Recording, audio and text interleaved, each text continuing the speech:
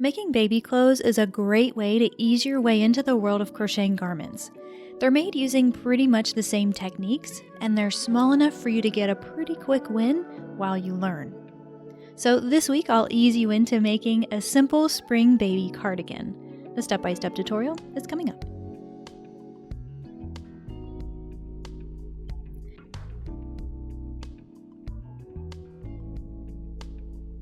For this one, we'll use Lion Brand's Feels Like Butter yarn because it's really nice to work with, it's easy to care for, and it's incredibly soft.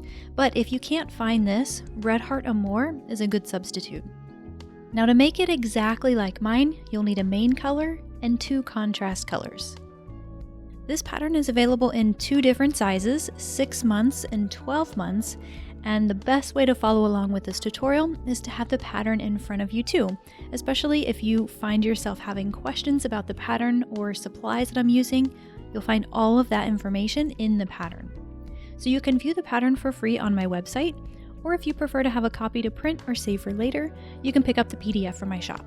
I'll have a link to both of those options in the description below, so you can do what works best for you. Okay, we'll start this one off with foundation double crochet stitches. So make your slip knot as usual and chain 3, making that first one a little bit loose.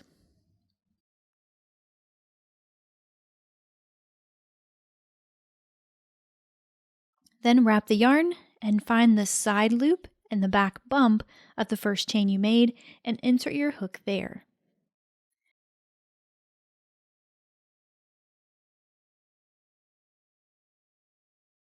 Then yarn over and pull up a loop, pulling up just a bit so it's not too tight, and yarn over and pull through 1. Then yarn over and pull through 2 twice to finish off the stitch. Then repeat. Yarn over, find the 2 loops of the chain you made earlier, that's the yarn over and pull through 1 part, catching the side and the back bar. Then yarn over and pull through 1, your chain for the next one. Then yarn over and pull through 2 twice to finish it off. And keep going.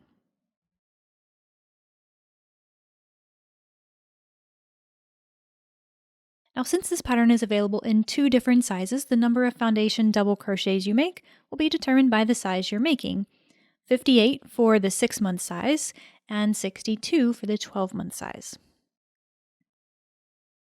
Another thing to keep in mind here is that the chain 2 at the very beginning of this foundation row, it does count as a double crochet. Now don't worry if you're struggling a little bit with the foundation double crochet stitch. If this is new to you, it does take a little getting used to. Now if you are struggling and you need a little bit more practice, I'll include a link to a more beginner-friendly tutorial that'll walk you through it in more detail. When you have your foundation row finished, it'll look something like this. It's a really stretchy foundation, more so than when you work into a foundation chain, which is why it's used a lot for garments. So for row 2, you'll need 4 stitch markers so we can set up the raglan increases. Don't let that scare you, it's much more simple than you think. Now starting from the last foundation double crochet you just made, place a marker in the 10th stitch.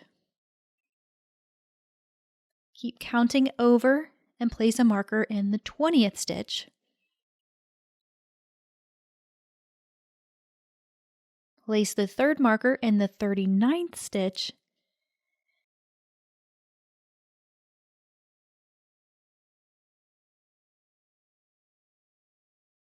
And place a marker in the 49th stitch. Now, one big caveat here, I'm working the smaller of the 2 sizes, the 6-month size, and these stitches that I'm telling you to mark are for that size.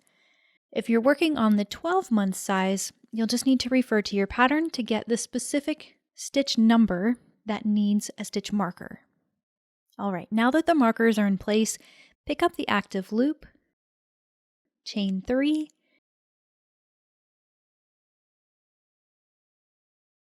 and turn. Now since the chain 3 counts as a stitch, make a double crochet in the next stitch over. Then make a double crochet in each stitch to your first marker.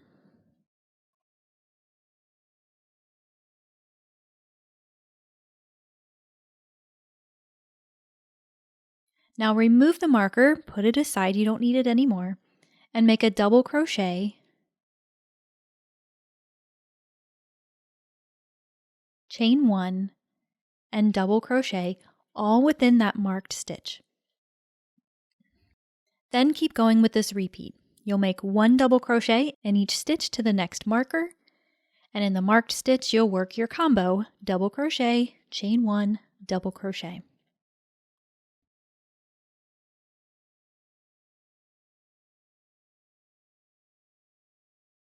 Now don't forget your last stitch of the row will be worked in the top turning chain, again because our chain 3s count as a stitch.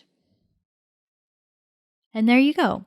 We have the start of our raglan increases, and we can keep track of them now by looking for the chain 1 spaces. You can keep the markers in place if you want, but it's really not necessary. Alright, to start row 3, chain 3 again, and turn. Then make 1 double crochet in each stitch to the chain 1 space.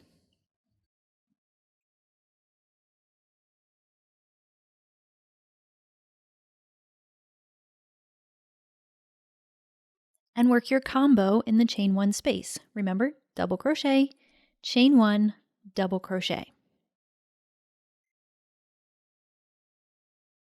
And keep going. So the repeat for this row is the same as the previous row, but instead of having those markers to guide where we put our increases, we're just using the chain 1 space to let us know where to work. Now we have a little bit of a repeat to make this bigger. We'll repeat row 3 a certain number of times depending on the size we're making, so you'll need to refer to your pattern to get the specific number of times you should repeat this row. We'll pick up next to form the sleeves. Alright, so when you finish that repeat, your work will look something like this. The middle section here is the back of the cardigan, and here are the sleeves, and there you have the front. To make the sleeves, we'll simply join the front and the back and keep the opening here. So for the next row, chain 3 and turn. Then make a double crochet in each stitch to your chain 1 space.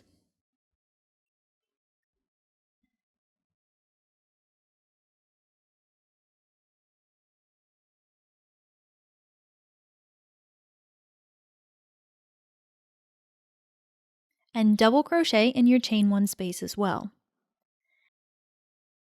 Then find the next chain 1 space, skipping all the stitches in between, and double crochet in that chain 1 space too.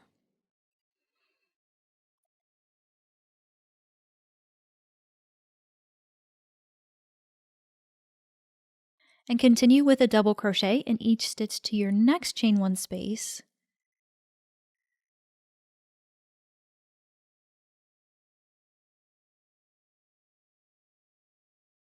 And double crochet in the chain 1 space too.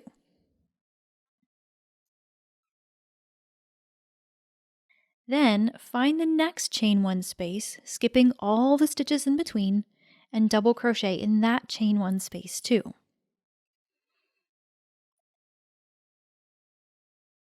And continue with 1 double crochet in each stitch to the end of the row, remembering to work your last stitch in your turning chain.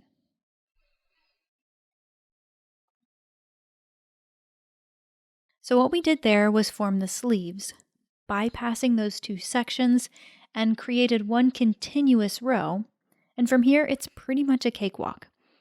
So we have another repeat here, and it's even more simple than before. This time, chain 3 at the beginning of the row, turn your work, and make a double crochet in every stitch.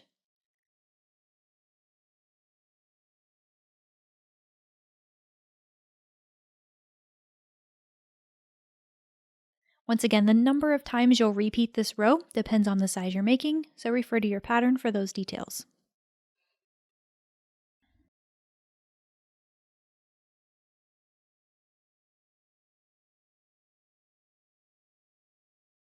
Now, when you work through that repeat, your cardigan will look something like this. Next, we'll add color B in the last stitch of the last row in your repeat.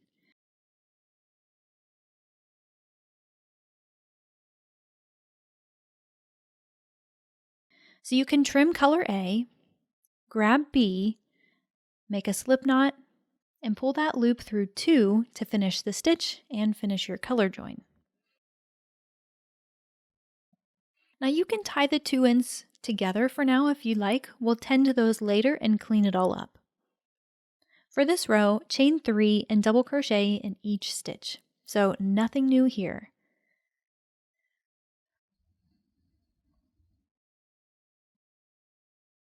Now one thing to keep in mind is until now, the right side and the wrong side look exactly the same. It isn't until we add our next contrast color that we really need to identify the right and the wrong side. We're not there yet, but just keep that in mind.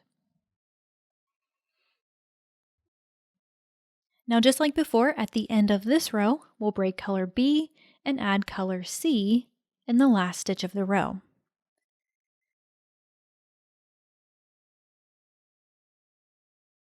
Then chain 2 and turn. Skip the next stitch and double crochet in the one after that.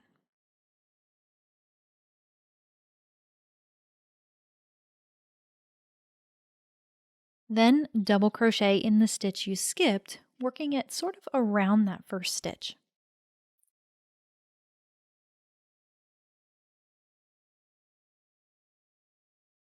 Then repeat. Skip the next stitch, double crochet in the one after that, and double crochet in the skipped stitch. This cross stitch pattern will add just a little bit of texture, but it's still super simple to crochet.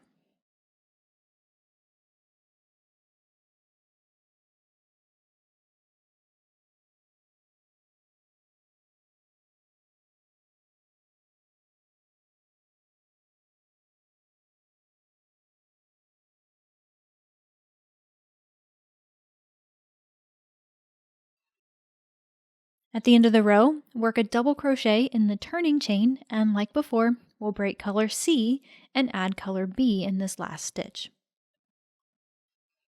From here, repeat the last 2 rows again. Your solid double crochet row in color B, followed by your cross stitch row in color C.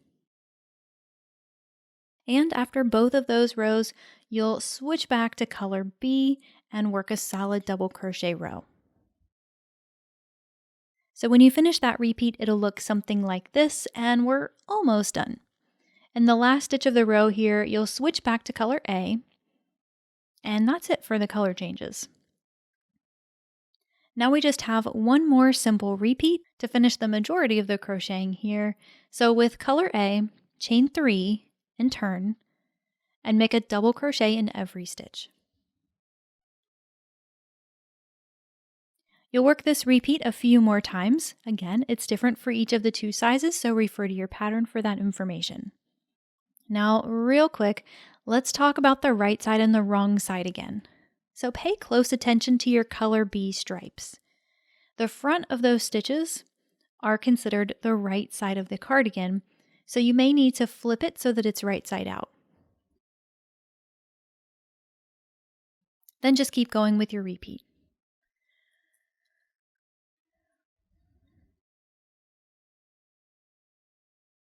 When you finish that up, your cardigan will look something like this, and the last thing we'll do here is clean up the edges with a simple border. Before we can do that though, we really need to weave in these ends. Now you can keep your knots in place if you'd like, but it usually looks a little cleaner if you remove them first and then weave them in.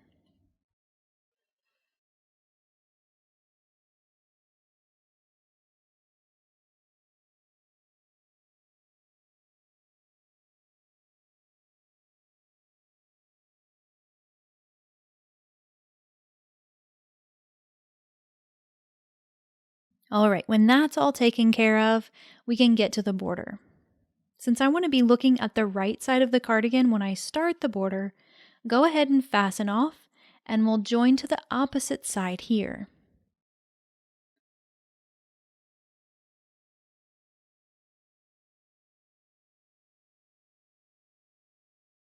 Next, evenly space either 38 or 40 single crochet along the side edge, referring to the pattern for your size so you know which of those 2 to work.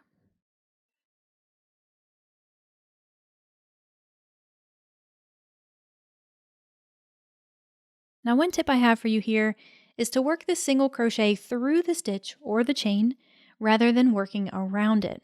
That'll make the edge look a little cleaner and cut down on the holes you'll see from working in the side of a row.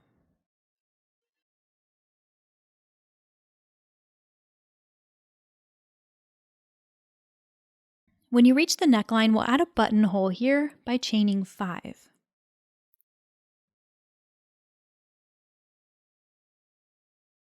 Then simply rotate the work and make a single crochet in each stitch around the neckline.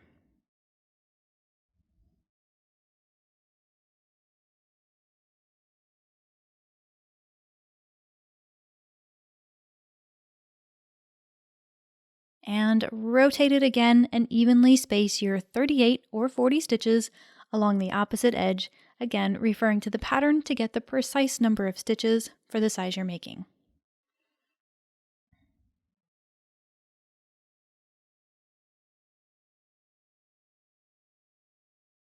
When you're finished, fasten off and weave in those ends.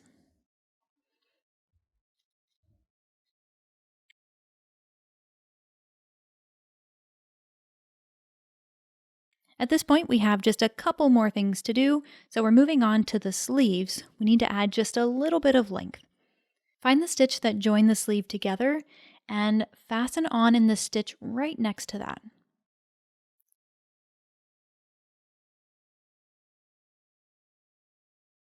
Single crochet in the same place as your join for the first stitch, and single crochet in the next stitch as well. Then make a half double crochet in the next 2 stitches,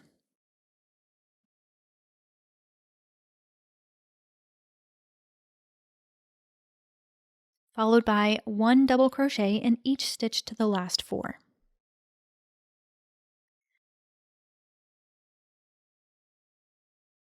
When you reach the last 4 stitches, make a half double crochet in the first 2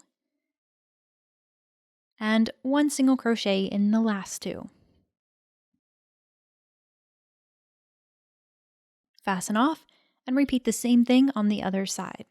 Then of course don't forget to weave in your ends. Now last but not least, we'll add a button to the top.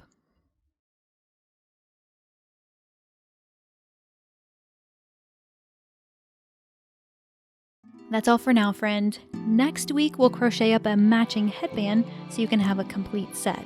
So if you aren't already subscribed, you might want to do that so you don't miss it.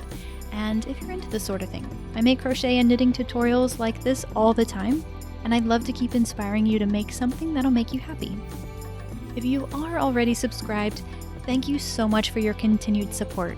Those of you who are subscribed, who are liking and commenting on the videos here, checking out the pattern on the website, or picking up the PDFs from my shop, you all, this community is absolutely amazing, and there's no way I could keep doing what I'm doing without you. Happy hooking, and I'll see you in the next one.